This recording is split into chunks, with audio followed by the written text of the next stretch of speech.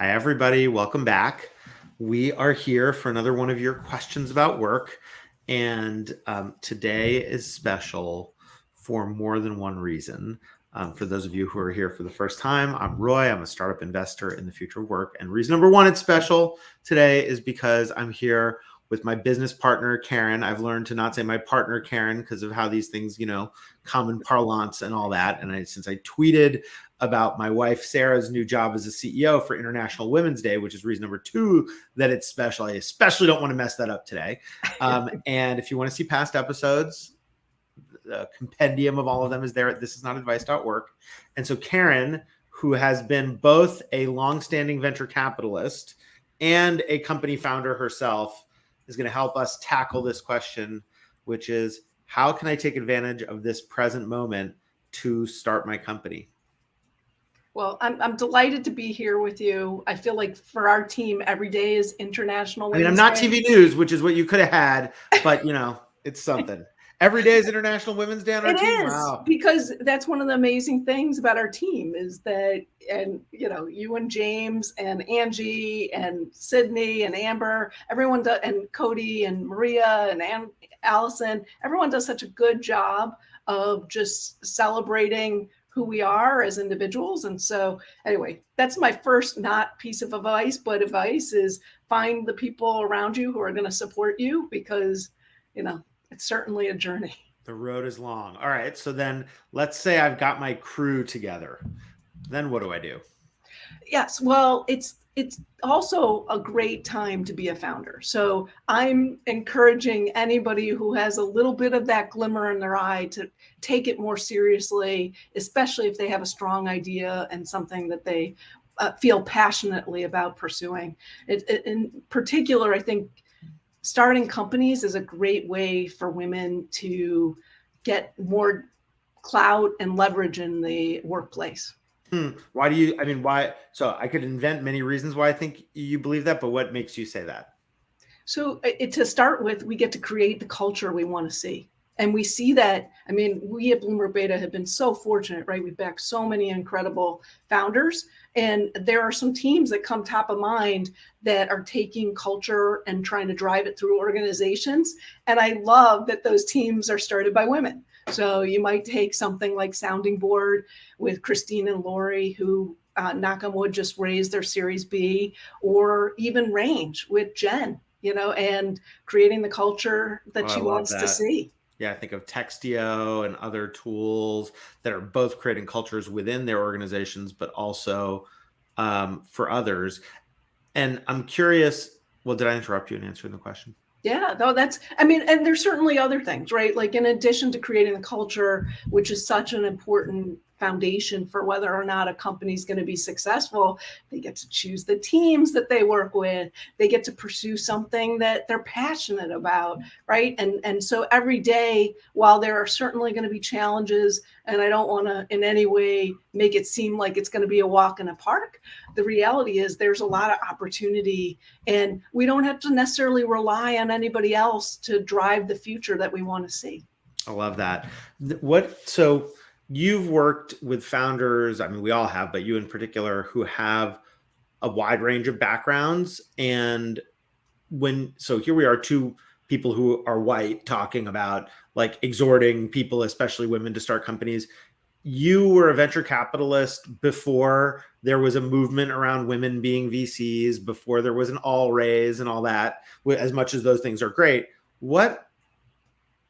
And so acknowledging that there are many life experiences you and I can't know about because we haven't had them, what do you see are the common factors for founders who think of themselves as being underestimated in starting companies?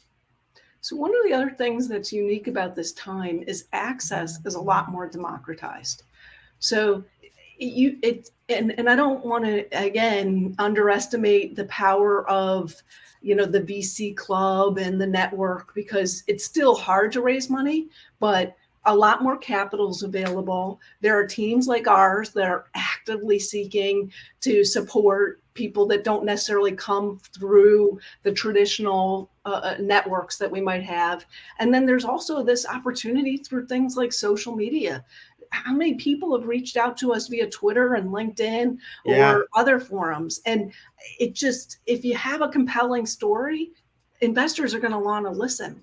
Yeah, it Everyone does wants to. seem like even the attention on how difficult it is for, let's say founders who are Black is a sign of the fact that at least there's attention on this issue. I don't want to pretend that we're anywhere near what we need to do because we're a far cry away from that. But, we have our weekly office hours for founders from underrepresented backgrounds. And I love this insight, and I've always loved it, that for founders, it's an opportunity to create something in your image. I mean, last night in this Berkeley class that I teach, I had the founder of a media company speak to the class. And, he was justifying why they have some strategy. And then he said that thing that founders sometimes say, it's like, but really, I just kind of wanted to do it this way. And that's a prerogative that you get as the founder of a company, is to do something in the way that you believe it ought to be done. And then see the test of the world of, is the world going to allow you to shove your, way of doing things into it in whatever way, that needs to be done, or gently alight if that is your strategy. Any other tip? Sorry. Yes. Well, the other thing, Roy, is that people don't need at the same level of capital to start businesses. Right. Right. So it's gotten easier to do that. And then there's also new forms of financing. Like venture isn't necessarily for everyone. And the other thing that's also incredible is that people can do this as a side hustle. I mean, ultimately, if something's real and there's an opportunity, it'd be great if somebody moves full time into driving their business, but there's certainly an opportunity to wade into the pool and test the waters and see if there's real traction on something somebody wants to pursue. I love that observation too. And many of the services that we know and love were started by people who were part-time. They needed the income. And I mean, I think of games like Minecraft and technical services like GitHub. The side project phase is a phase we're happy to fund, assuming somebody's doing it in, a way that is allowed under the contract they've signed with their current employer. But I love all those observations. And I also just appreciate the optimism and hopefulness that Karin, despite having lived through some serious downturns, Karin's a person on our team, just for everybody out there, is always like, wait, hold on.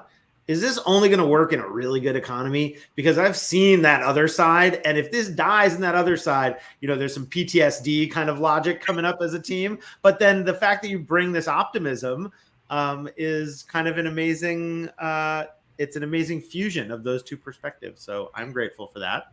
Well, and I'm grateful for you. And I also, one more tip, even though it's not advice, it's an insight that's really been helpful, at least to my career, is I encourage anybody who's thinking about stepping into the role of a founder, or even who's working at a big company but wants to continue to advance, just to look for their advocates. I mean, I'm so grateful for you and for James, and our team of being able to provide the support and encouragement, and even